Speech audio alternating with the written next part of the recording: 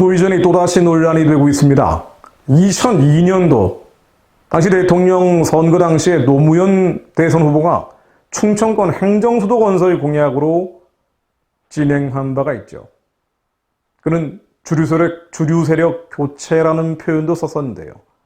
그 후에는 대선에서 재미 좀 봤다라고 말하기도 했죠.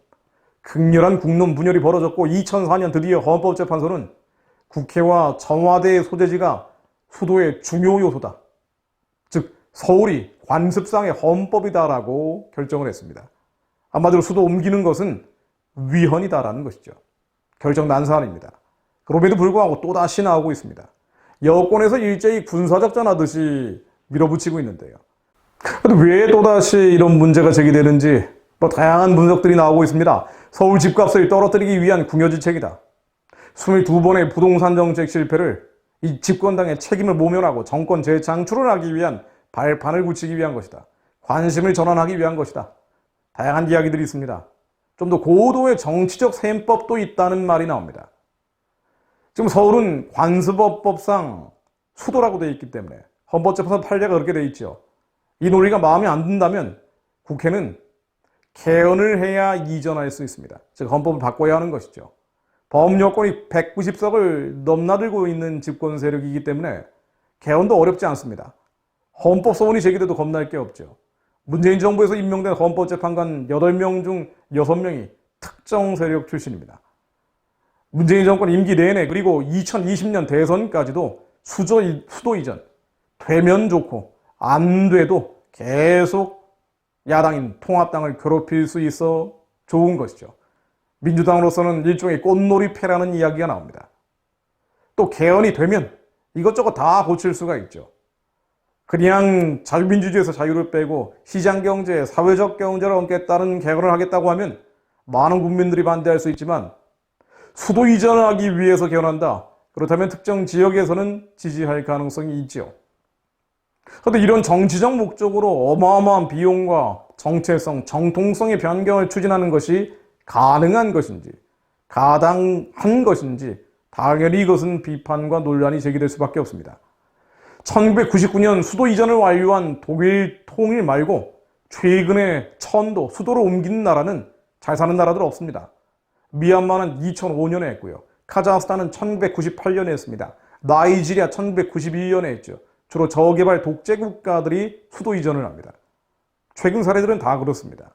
말레이시아는 2002년 푸트르자야로 수도를 옮기면서 2020년까지 선진국 도약을 하겠다고 다짐했지만 아직도 선진국과는 거리가 멀죠.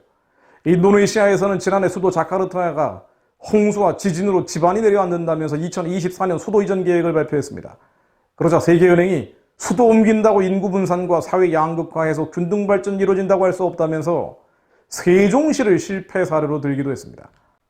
역사적으로 봐도 마찬가지입니다. 시리아, 베니스, 로마는 1000년 이상 장수한 나라들인데요. 수도를 옮기지 않았다는 공통점이 있죠. 시리아는 수도를 경주로 정한 뒤 한 번도 천도하지 않았습니다. 베니스도 수도를 한 번도 옮기지 않았죠. 로마도 수도를 로마에 정한 다음 서로마 동남아로 불되기 전까지는 한 번도 옮기지 않았습니다. 삼국시대에 수도 옮겼던 사례들이 꽤 있죠. 고구려와 백제가 그랬습니다.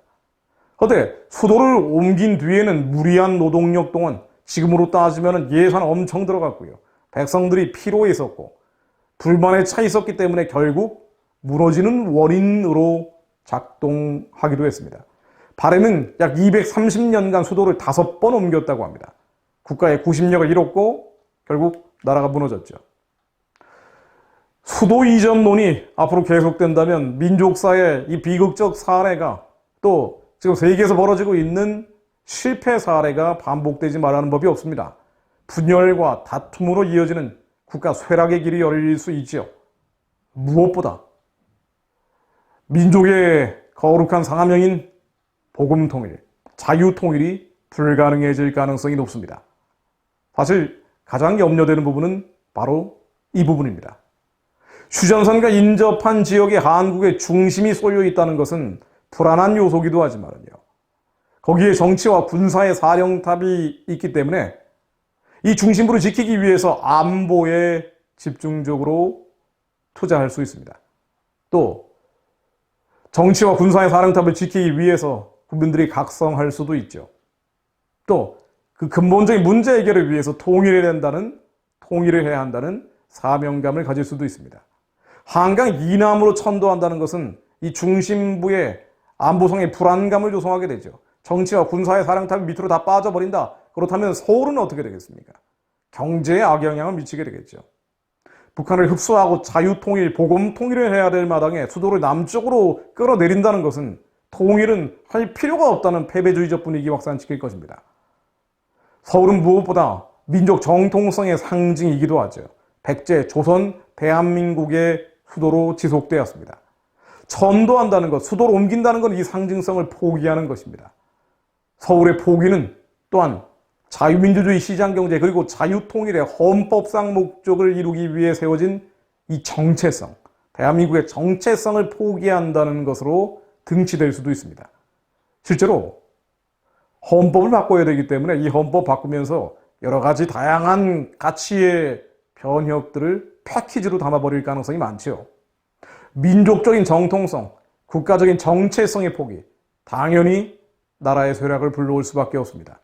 선교하는 제사장 나라, 우리의 영적인 비전이 불가능해지는 것이죠. 통일을 생각한다면 앞으로 더 올라가야 하는데요. 올라가도 모자랄 판에 남쪽으로 내려간다는 것, 사실은 어이없는 일입니다. 분명히 북한은 그들의 악으로 인해 망할 것이지만 남한도 덩달아 쇠락할 수 있습니다. 그 조짐이 수도 이전 논란입니다. 수도 이전은 수도 이전으로 끝나지 않습니다. 수도 이전은 지금 국면에서 개헌을 의미하는 것이고요.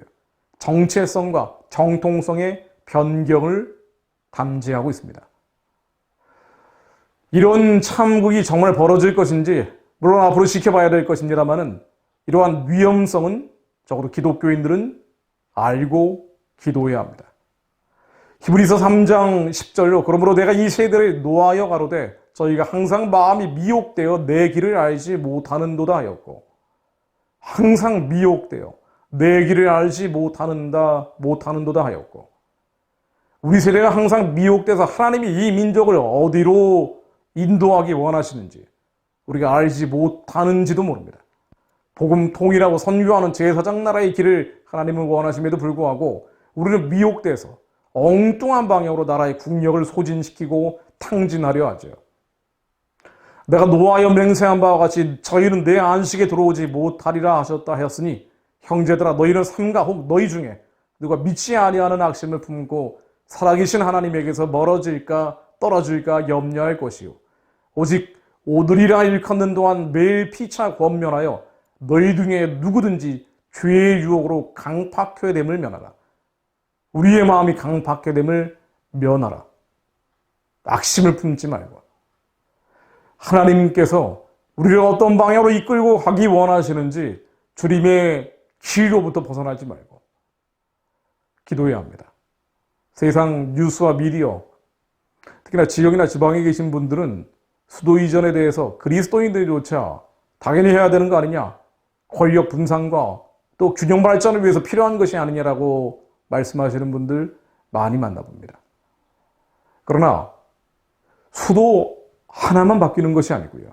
대한민국의 정체성, 정통성, 그리고 상징이 함께 바뀌게 됩니다. 무엇보다 여권에서는 개헌하겠다고 저렇게 열심으로 밀어붙이고 있는데요. 바로 개헌의 강력한 명분으로 수도 이전을 사용할 수 있죠. 하나님이 원하시는 길, 그것은 북한을 구원하고 해방하며 복음으로 통일하는 것입니다. 흑암과 어둠과 사단의 진이 예수 그리스도 이름으로 무너지는 것입니다.